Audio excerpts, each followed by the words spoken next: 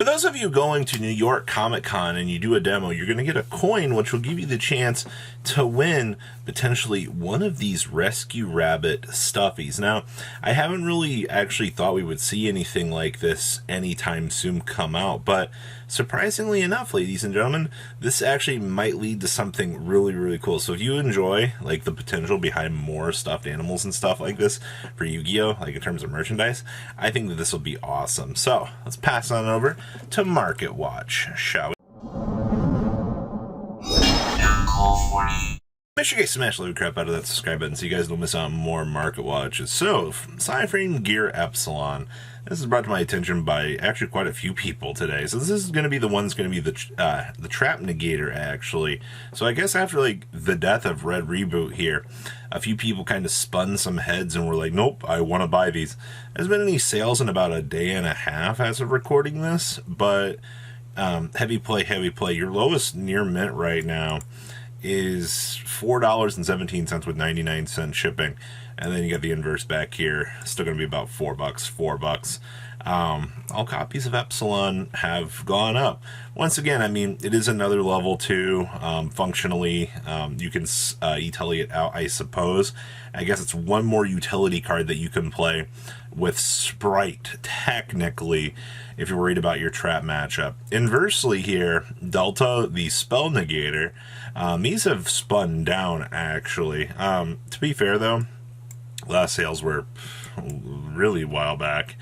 Considering, what, like $3 here, $3, I'd say you're looking at about $3.50 per copy of the Spell Negator. Once again, another level 2 that you can e-telly on out, because it has the clause, must be special summoned by card effect. Honestly, though, just more utilities available for the Sprite deck. So, with Gamma still running around for Monster Negates, this for Spell Negates, and Epsilon for Trap Negates, you kind of got your bases covered for what you really would want to have in terms of, I guess, just things present. But I don't foresee a reprint on these. To be fair, Delta and Epsilon would look really good in foil. I'm surprised we've dodged reprints on them so far. One potential reprint, I think, will fix the issue, though, with their prices. Nimble Angler, yeah, finally. Send from the deck to the graveyard and special summon up to 2 level 3 lower nimble monsters from the deck. Yep, look at that massive upturn tick there. Yeah, look, we've already had sales today. $11. People are turning to the Angler package right now as an alternative for Sprite. Is it going to stick around? I don't know. I'm just here to tell you that, yep, Nimble Anglers are going up to the moon. It's not a good place to be right now. Good news is, I mean, if you had infinite of these from Abyss Rising, you won, but you probably cashed out a while back when these were ramping up to like the $5 mark, which I don't blame you. Back in July when you saw this thing hit $5, I would have went through my common bulk and been like, all right, cool, you know, time to make those free chicken tendies. So for now, yeah, they're spinning up. This is actually kind of ridiculous. Seeing a $12 to $13 common for no reason. Dino Mischarge. This is one of those more hilarious ones, man. These are all basically sub $1 or about $1 after you buy them. So that 99-cent shipping, you love to see it, man. Man, these really are going up. Just look at that nice little uptick there. I mean, this is just what on activation adds a Dynamist card. I guess the big thing you gotta be worried about with this is with Darkwing Blast coming along the way here.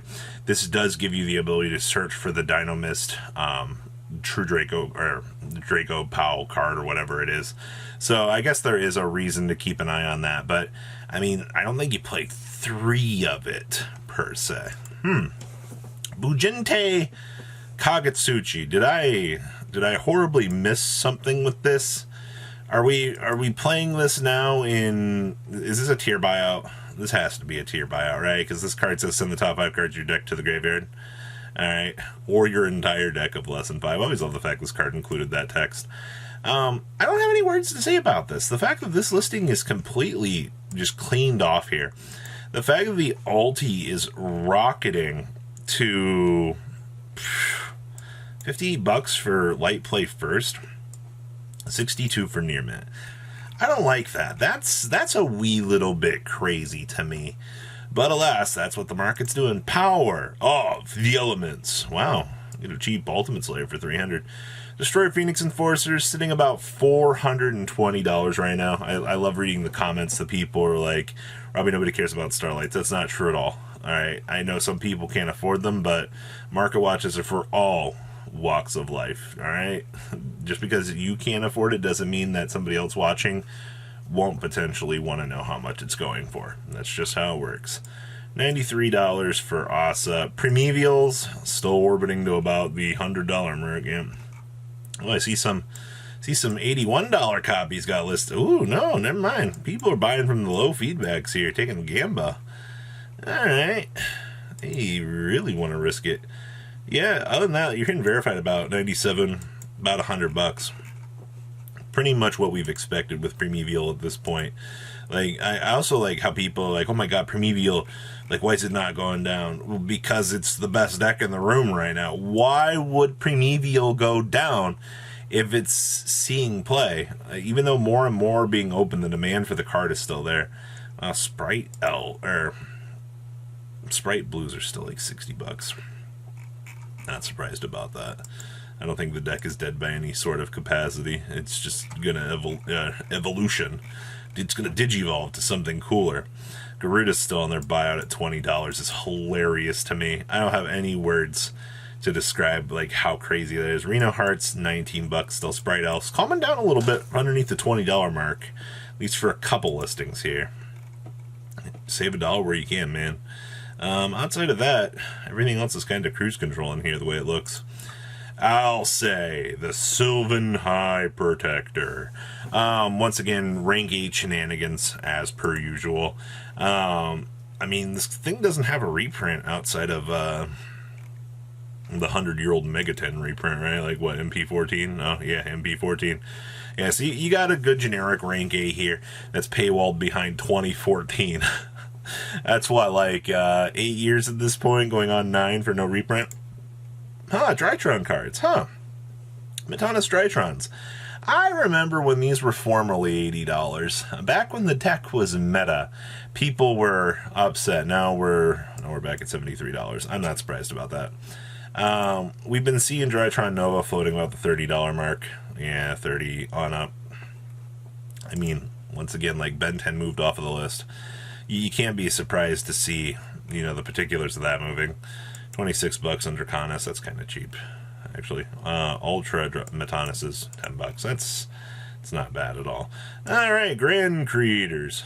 Still floating about 100, 105. These gained some value. Meanwhile, Punk Foxy Tunes, yeah, those went down. Water Enchantress is 65, so we gained a little bit of value there. Okay, Mikhail's still 52. No real change there. 45s and regular Armesiers. Okay. So once again, not much change there. These are still holding about 34. Not surprised about that. Punk Dragons down to 23s. Water Enchantress is still holding at 20s. Those went down. I mean, everything else from this set looks like it's pretty much maintaining. Spell Cancelers. Seekers are still $8. I just wanted to see what the DR1s are going for, honestly. This is one of those cards that, being a classic good card, and, stops Mystic Mine in its tracks, because continuous ability, man, you hit one at $19 finally. That took a while. On up to 35, on up to 40. No thanks. I'm not about that.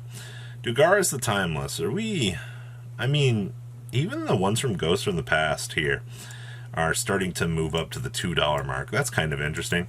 The original prints here are starting to resonate a little bit as well. I see we have gone down a little bit here, $3 for the most part, but there are still movements happening on this card. I would keep an eye on this.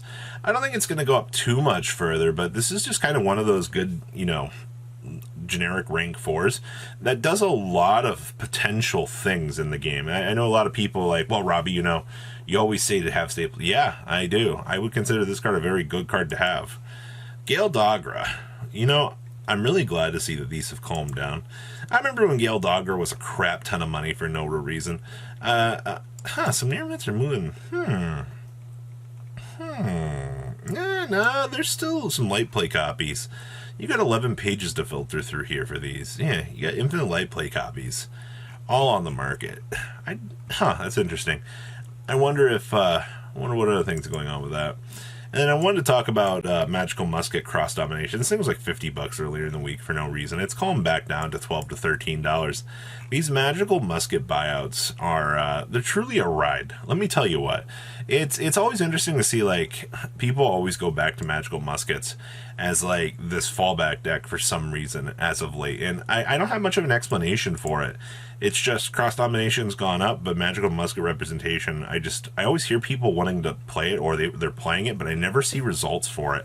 Not even on like a local level. So I guess that's one of the more interesting things I hear about. So, but what do you guys think about today's market? Please comment down below, tell me what you guys think, and I will see your beautiful faces back here later on the day, guys. Peace out. Patrons, thank you.